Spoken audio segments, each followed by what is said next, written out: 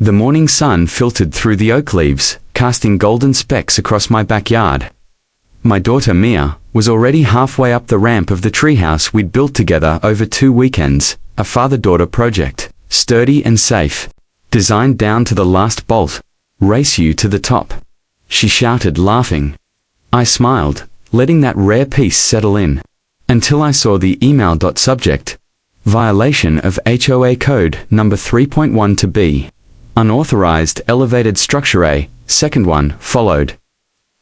Are ordered to dismantle the structure within 10 business days or face fines of $250 per day. Then a knock at the door. There she was, clipboard, sunglasses. The tight smile of someone drunk on power. "Karen, president of the HOA. I'm sure you meant well," she began, eyes flicking toward the treehouse. "But that structure violates neighborhood code. It wasn't approved." "I submitted plans," I said calmly. "3 weeks ago. We didn't have time to review," she sniffed. "And that ramp, it's an eyesore, brings down the neighborhood's aesthetic." I looked past her, at the wide front steps of her own home. No ramp, no railings. "My daughter has cerebral palsy," I said. "That ramp lets her access something every other kid here takes for granted." Karen blinked once. "Your personal situation doesn't override community rules." She turned and walked off.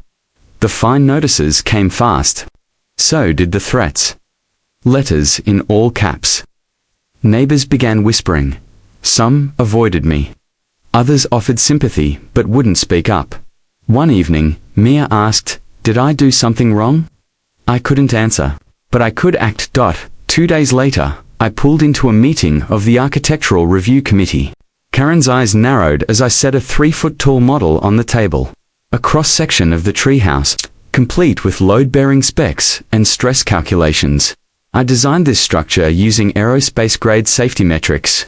I began flipping through a binder of schematics and ADA-compliant standards, because when I'm not building treehouses for my daughter, I lead habitat design for NASA's Lunar Gateway program.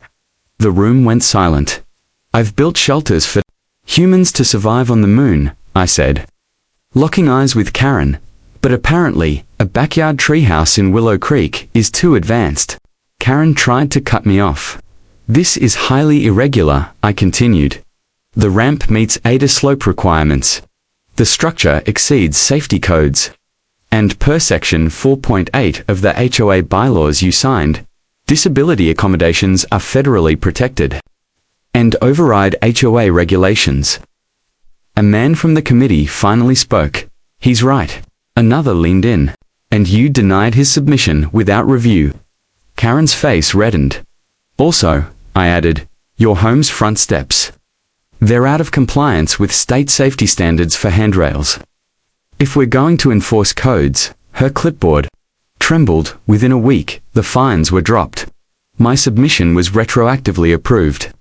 Karen quietly stepped down from her position. Neighbors who once whispered now came over with snacks for Mia, asking if she'd like their kids to visit the treehouse. She said yes.